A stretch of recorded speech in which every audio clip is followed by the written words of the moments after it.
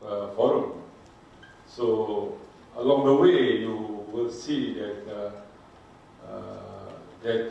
I am not very philosophical in nature.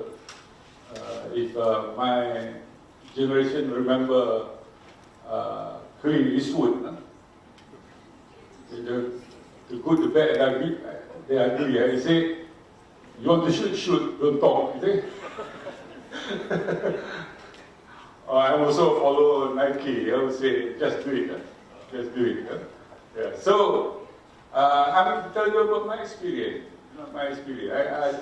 I don't have many other references, but my own experience. 30 years, more than 30 years, or 35 years as a lecturer. Yeah. Okay. The research background. When we talk about research background, we talk about research grant, sources, proposal, implementing research, monitoring research, dissemination, support facilities. This is postgraduate student for research officers, and incentive and rewards. Yeah?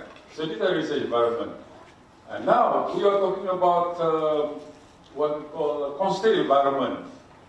I always thought we researchers work in constrained environment, but it seems it's getting worse. When I started doing research, we were getting about 5,000, 10,000 ringgit a year. We go back to it, it's a full cycle. Yeah, so you can imagine, in the early days, you have all this opportunity to get funding, for research. But now we have to fight for the money. Yeah. Now we are talking about when we were discussing about enhancing funding for research. We are talking about increasing percentage in GDP for research from say 0.5, 0.65 to 1%. You are even thinking of 2.5%. It never happened. Yeah. Now we will go down because when there is any problem with budget, the first thing that's going to be cut will be your research funding. So how do you survive? So I'm not going to talk too much about this, but I'm going to talk about the issue of collaboration. How collaboration may be able to help you. As you can see, through collaboration, you can. There are many other issues that can be overcome, like sharing, success, support, assistance, and so on. And this is, as I go along this presentation, you'll find that all these parameters may be touched. Okay? So why collaborate? Two things: project needs and personal needs. Again, as we go along, we will find that this will be addressed. Okay. The research environment just now, I just would like again to focus on research grant working in a group collaboration where you share facilities and equipment and you share the rewards. Because the rewards, as been mentioned in the title, is about being an outstanding researcher. Yeah, that is ultimately the reward. So, what is the element of successful research? I don't want to talk about anything because I just want to talk about number one: love. To be a researcher, you need to have this passion. Otherwise, don't do it. Forget it. You're in the wrong profession. Yeah, because it's not 9 to 5 job. It's a continuous thing. You have to have it up here, Then, if you have this, the rest will fall into place. No problem, huh? Okay. You can read the rest, huh? So, when you talk about collaboration, you need a research team, leader, credible, transparency, honest leader. Difficult to find, huh? Select team members, the right expertise, similar aspiration, and very important, unselfish. Okay? And as a researcher, you also need to have certain expertise. Track record. Some of you very young, but most of us here are fairly senior. Positive attitude, responsiveness, productivity, timeliness, and fit in, and as I said just now, the doers, not the talkers. Now, type of collaboration, you can get intra-institution, within your department, within your faculty, within your university. You can get inter-institution, national level, international level, and of course now we talk about university and industrial linkages.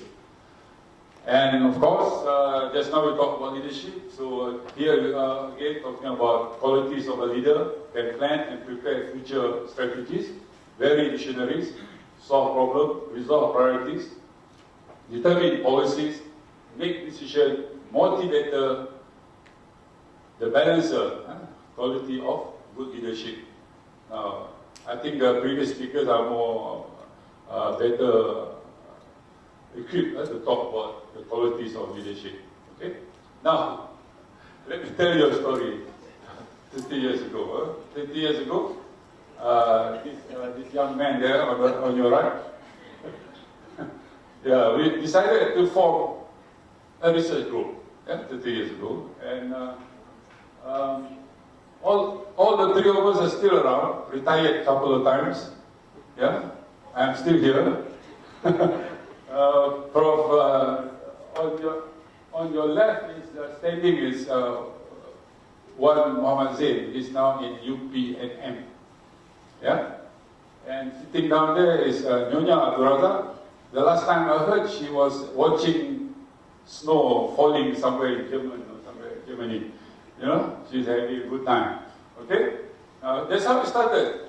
You know, more than 30 years ago. You know, and at that time there was this program called IRPA. I don't know if any of you remember IRPA. IRPA says, you want our money? Collaborate. Come with a team.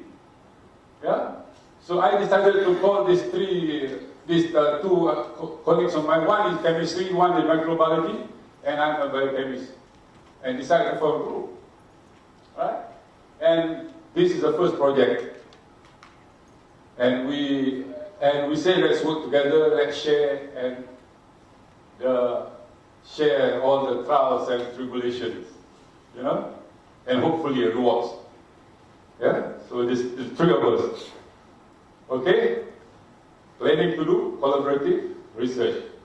And what is the area? Area is called enzyme microbial technology. It's biotechnology, basically. Yeah? And what do? We find catalysts, biological catalysts called enzyme. We use the enzyme. Because why? In Malaysia we have a lot of palm oil.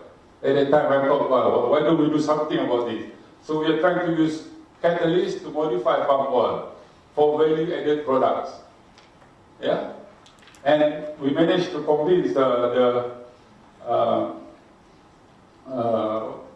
sponsor, Mosti, to give us some money.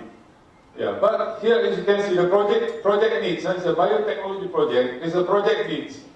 You know, you need to be multidisciplinary. Because, as I said, the three of us: microbiology, biochemistry, and chemistry. Within that, there's sub-discipline of microbial growth physiology, enzymology, organic chemistry, catalysis, oleochemistry, polymer chemistry.